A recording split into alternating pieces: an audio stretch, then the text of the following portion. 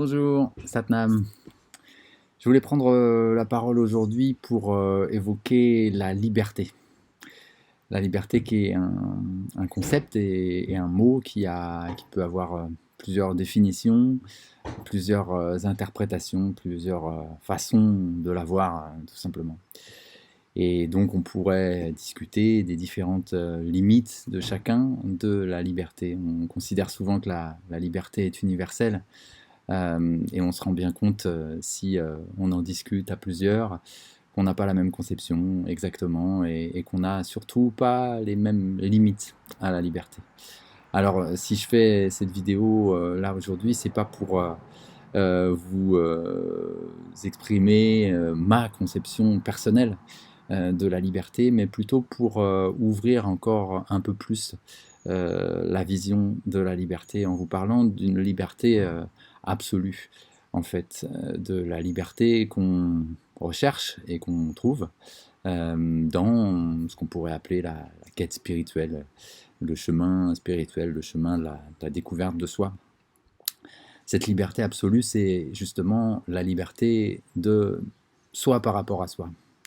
La liberté par rapport à mes envies, par rapport à mes jugements, mes opinions, par rapport à mon histoire, mon historique, la liberté par rapport à mes élans, qui soient hyper positifs, y compris, ma liberté par rapport à aussi mes traumatismes, par rapport à ce qui me fait peur, par rapport à ce qui me donne de la joie et m'emmène, la liberté par rapport à tout ce tout ce qui constitue mon individu, ma personne, et ce qui se joue là dans le mental, mais aussi dans le corps, dans les émotions, dans l'énergie aussi. La liberté absolue, elle est bien au-delà de tout ça. La liberté absolue, elle est dans la découverte de ce soi, de ce grand soi, on va dire de ce soi avec un grand S, contrairement à ce soi, cet individu-là, avec le soi avec un petit S, on va dire. Voilà, donc quand on est branché sur ce soi, ce grand S, alors la liberté n'est pas une question de faire ce que je veux, quand je veux, en fonction de ce qui me chante, de ce qui me vient là tout de suite, de ce que je ressens. Même on peut parfois aussi un peu se tromper hein, à suivre ces sensations-là, avoir ce discours-là de je suis ce que je sens, etc. Et parfois ça peut jouer des tours. Voilà, parce qu'on se méprend entre ce que je sens, ce dont j'ai besoin, ce que je veux, ou ce dont j'ai besoin, etc. Bon, évidemment, on pourrait parler énormément et longtemps et disserter et discuter de cette façon de voir la liberté, encore une fois, mais de cette ouverture à la liberté absolue. Alors, si je parle de la liberté, là, c'est pour faire le lien avec la liberté, justement, la liberté qu'on évoque ces derniers temps, avec ces restrictions de liberté dont on est victime aujourd'hui, de plus en plus resserrées, hein, d'une certaine manière pour certains. Ces libertés qu'on dit individuelles et fondamentales dans la société. Alors, une fois qu'on a parlé de la liberté absolue, on pourrait se dire, bon, bah voilà, moi, ça y est, je suis sur la liberté absolue, et donc, voilà, la liberté individuelle, là, je suis au-dessus de ça, et finalement, je peux passer au-dessus, ça m'importe pas, c'est même pas la peine de l'évoquer, c'est pas la peine de la regarder, de la questionner, etc. Bien sûr, on ne peut pas vraiment aller jusque-là, parce que même si on a découvert la liberté absolue, et que donc on est d'une certaine manière libre de soi-même, libre par rapport à soi-même et par rapport à tout ce que je disais précédemment, il y a quand même une personne qui est là. Il y a une personne qui est là et qui traverse ce qui est en train d'être traversé. Et les difficultés que traverse cette personne là maintenant, forcément, la personne y réagit, est en réactivité par rapport à ça. Et même si on a découvert le soi, au-delà de tout ça, bien sûr, il y a quand même une personne qui est touchée par ce qui se passe, et donc, par exemple, par les restrictions de liberté qui lui sont faites. Parce que là, on touche quand même à quelque chose effectivement de fondamental, comme on dit, liberté fondamentale pour la personne et pas pour le soi, parce que le soi, effectivement, est au-delà de ça. Le soi n'a pas besoin, en réalité, vraiment de ces libertés, mais la personne en a besoin. Alors, c'est important de poser ça, que malgré le fait d'avoir découvert beaucoup sur soi et d'avoir compris vraiment profondément, intérieurement et non pas avec le mental, ce qu'était soi, et donc au-delà de tout, en fait, voilà, cette universalité de soi et donc de la liberté de soi. C'est important de reconnaître que malgré tout ça, la personne est encore là, la personne réagit, est en réactivité, et d'une certaine manière voilà, des douleurs, des souffrances à traverser par rapport à ça. C'est important de vraiment l'accepter et de l'assumer d'une certaine manière, et de ne pas mettre ça sous le tapis. Euh, Si je fais ce lien aujourd'hui, c'est parce que, voilà, jusque-là, Elodie et moi, depuis 2 ans, de cette crise que nous traversons en France et dans le monde, en tout cas beaucoup le monde occidental, encore un peu plus que le reste. Euh, Depuis ces 2 ans, on a essayé de faire comme on faisait depuis pas mal d'années à travers cet enseignement du yoga. En tant qu'enseignant du yoga, en tant qu'enseignant de yoga qui est lié à un chemin spirituel, qui a une portée spirituelle. Moi, je dis spirituel, hein, c'est vraiment un mot qui pourrait être un mot fourre-tout un peu, et c'est un mot pour raccourcir un petit peu, bien sûr, hein. Voilà, le spirituel, donc en tout cas la quête, la découverte, la recherche de soi. Euh, En tant qu'enseignant donc de yoga, on a voulu continuer à travailler là-dessus et à aider, à accompagner, à soutenir chacune des personnes qui s'adressaient à nous, en tout cas, et qui venaient à nos cours, aussi bien en présentiel qu'en, qu'en- qu'en vidéo, qu'en direct en ligne. Euh, on a cherché à le plus possible soutenir, donc accompagner, pour traverser tout simplement les difficultés qu'il y a à traverser. Et ça, c'est comme d'habitude, c'est comme toujours en fait. Euh, mais à travers cette crise particulière, il y avait peut-être encore un peu plus à soutenir les personnes, et à les pointer vers justement ce soi, ce grand soi, ce soi avec un grand S, pour d'une certaine manière qu'elles sachent traverser ça mieux, dépasser ça, sans mettre ça sous le tapis encore une fois, mais savoir le traverser, savoir le dépasser. Et quand je dis savoir, ça n'est même pas acquérir une technique, acquérir une méthode pour le traverser, mais simplement se rencontrer, se découvrir à soi, et donc voilà, intrinsèquement être apte à mieux traverser tout ça. Donc on a cherché ça du mieux possible. On a l'année dernière, pendant les confinements et couvre-feu, etc., du mois de novembre jusqu'au mois de juillet, on a fait des cours en direct en ligne, vu qu'on ne pouvait pas les faire en salle. Euh, et voilà, plusieurs fois dans les discussions, on a essayé de mettre un peu ça sur le tapis. Euh, où est-ce que vous en êtes par rapport à ce qui se passe? Et on a eu quelques discussions à ce niveau-là. On s'est rendu compte que la discussion ne venait pas d'elle-même, par les intervenants, par les participants. Donc on n'a pas évidemment voulu forcer ça, mais on l'a mis un peu sur le tapis, aussi dans nos stages, bien sûr. Euh, voilà, mais jusque-là, on n'a pas voulu se positionner, hein, vraiment avoir, émettre une opinion par rapport à ça, parce que ce n'est pas vraiment notre rôle en tant qu'enseignant de yoga, sur un chemin pour guider, pour accompagner et soutenir les gens sur un chemin spirituel. Notre rôle, évidemment, n'est pas d'avoir un discours qui s'apparenterait à un discours politique, en fait, hein, à une opinion tranchée sur des choix, sur des stratégies sociales. Euh, voilà, on n'a pas voulu s'exprimer comme ça en tant qu'enseignant de yoga. On ne s'est pas énormément posé la question non plus, en fait, hein, ça s'est fait tout seul. Mais individuellement, personnellement, ici, les gens qui nous connaissent d'un peu plus près, et donc voilà, des élèves qui sont, pas forcément tous les élèves qui sont en salle, mais plus les élèves qui sont vraiment tout près de nous, là, ici, dans le Conflent, là, à côté de Prades. Ceux qui nous connaissent donc de plus près nous ont vus nous engager vraiment, vraiment, vraiment fort contre le masque sur les enfants, le masque à l'école, plus particulièrement sur les petits. On a été vraiment touché par ça, vu qu'on a une enfant qui a donc plus de 6 ans, mais pas beaucoup plus. Elle a maintenant 8 ans aujourd'hui, mais donc voilà, à l'époque, elle en avait 6. Donc ça nous a touchés et donc on a été très actifs. On a fait partie d'organisateurs de lutte ici contre ça.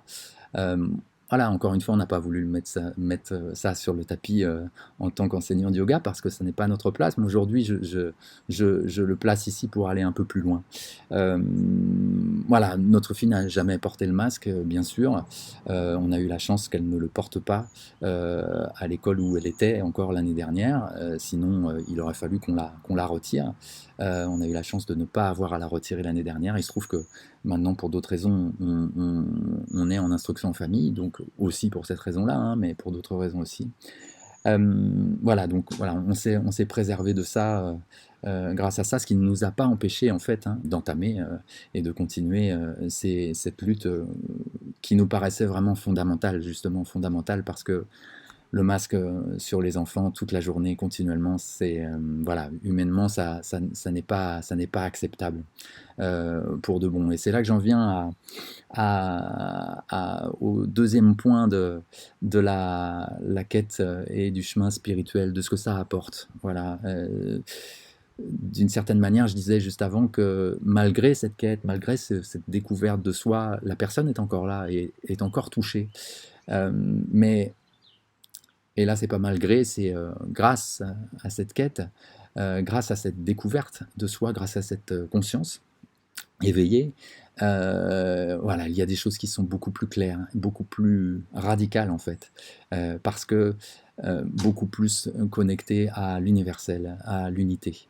Et il me semble, et donc là c'est encore la personne qui parle un peu, mais il me semble effectivement que lorsqu'on touche aux enfants, là on touche à l'essentiel, à quelque chose de fondamental en tout cas, et à quelque chose d'universel. Et donc quand on maltraite, on peut dire, les enfants, ça n'est pas acceptable. Ça n'est pas acceptable qu'une société maltraite ses enfants. Et voilà, et il faut savoir, hein, au cas où vous ne le sachiez pas, que les urgences pédopsychiatriques ont débordé depuis la mise en place des protocoles sanitaires dans les écoles, et pas seulement au confinement, mais de plus belle euh, pour le protocole sanitaire dans les écoles. Donc c'est démontré réellement, il y a des problèmes dans les apprentissages et il y a vraiment au-delà de ça des problèmes psychologiques qui sont apparus chez pas mal d'enfants et on ne sait pas quelle portée ça pourra avoir sur le futur, même sur ceux chez qui ça ne se voit pas aujourd'hui. Donc pour nous, ça nous paraissait fondamental, mais voilà, encore une fois, on ne l'a pas mis vraiment sur le tapis dans nos discussions par rapport au yoga, par rapport à la découverte de soi, parce que ça n'est pas notre sujet. Depuis le début du pass sanitaire, et avant qu'il soit vaccinal, nous n'avons jamais demandé le pass à qui que ce soit à l'entrée de nos cours, ni à l'entrée de nos stages. Tout le monde sait très bien qu'en yoga, on ne peut pas faire de yoga avec un masque.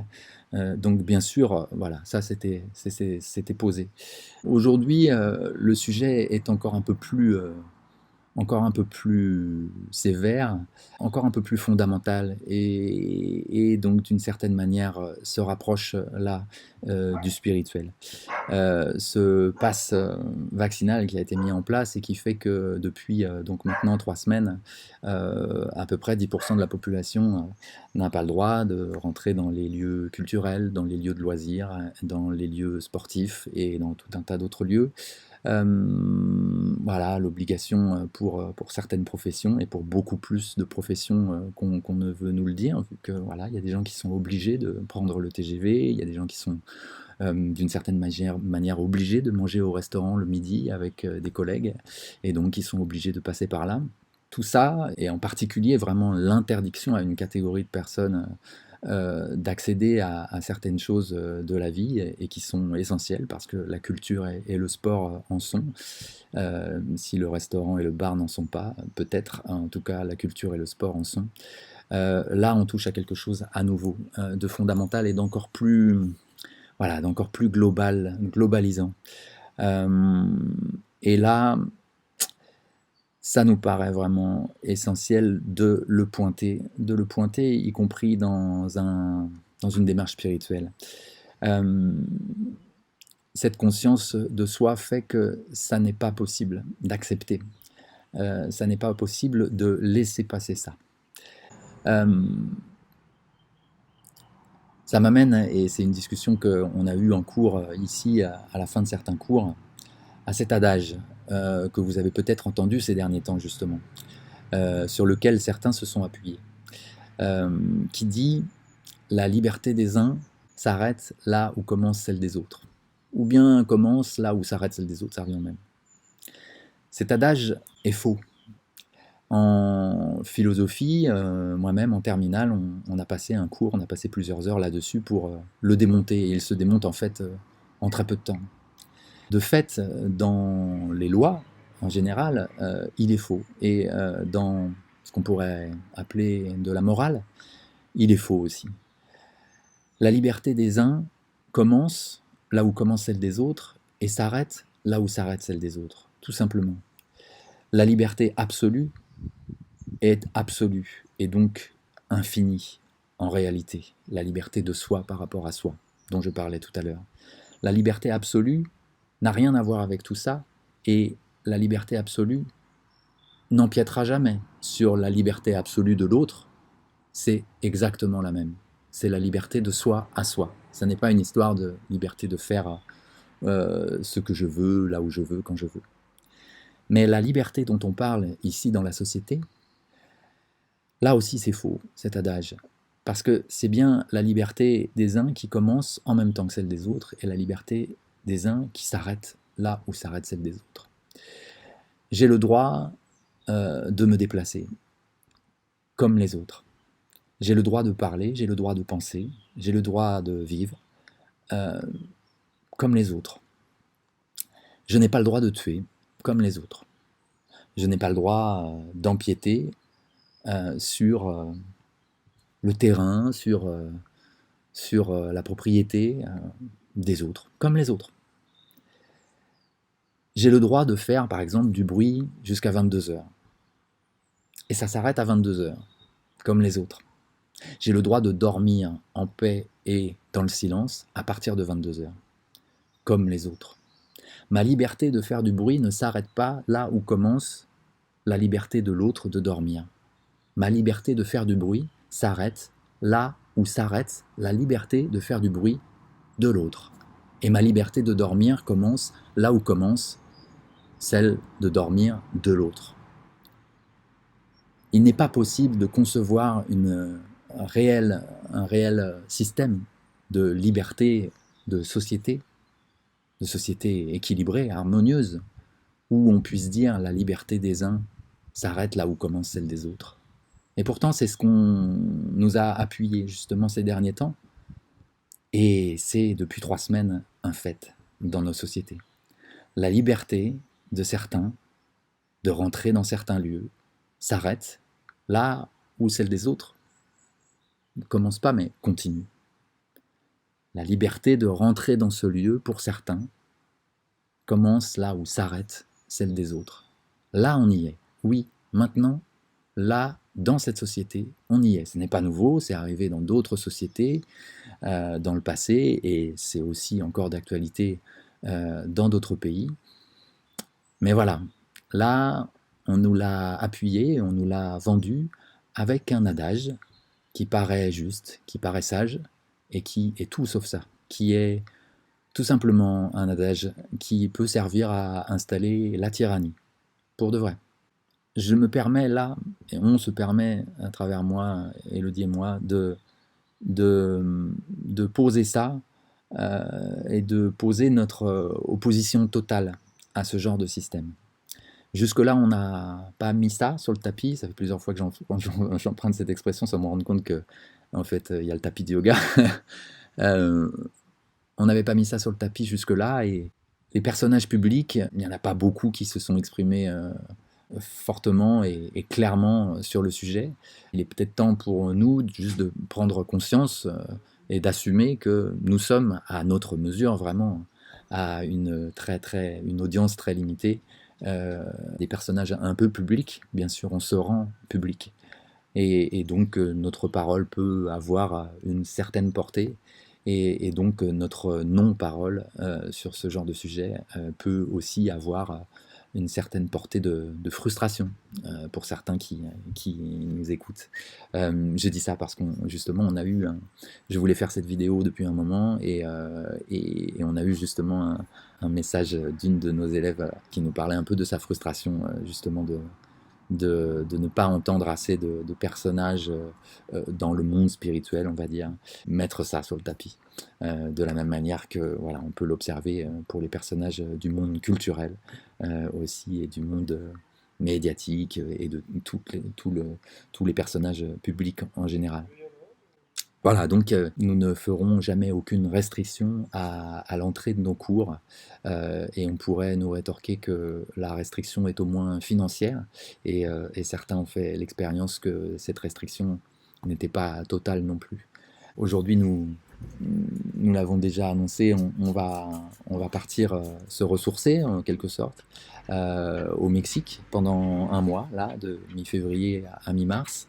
Ce voyage n'est pas seulement une volonté de prendre des vacances, parce que nous n'en avions pas du tout l'idée en fait il y a encore quelques semaines, et cette idée est venue avec justement l'émergence du pass vaccinal, et donc ce nouvel échelon vers une société de plus en plus cloisonnée, restrictive. Donc nous y partons sans vouloir vraiment du tout dramatiser l'affaire, hein, mais nous y partons pour en quelque sorte faire un petit repérage, pour voir un autre pays où d'autres possibles adviennent. Nous savons bien sûr que le Mexique n'est pas tout rose, mais pour ce qui nous occupe là, en tout cas, le Mexique est beaucoup plus libre. Donc on va voir un petit peu de ce côté-là. Nous n'avons pas du tout l'intention de nous installer au Mexique si les choses ne s'enveniment pas. Mais voilà, si elles continuent dans la lignée de ces 2 ans, si elles s'accélèrent encore dans les prochains mois, parce qu'elles se sont bien accélérées ces derniers temps, en quelque sorte on aura pris les devants, on aura assuré nos arrières en prenant les devants. Cette démarche-là est là aussi une manière de confirmer le fait de dépasser nos attachements, dépasser nos schémas, rendre les personnes que nous sommes libres grâce à la liberté que nous avons par rapport à nous-mêmes. Merci de votre attention, Satnam.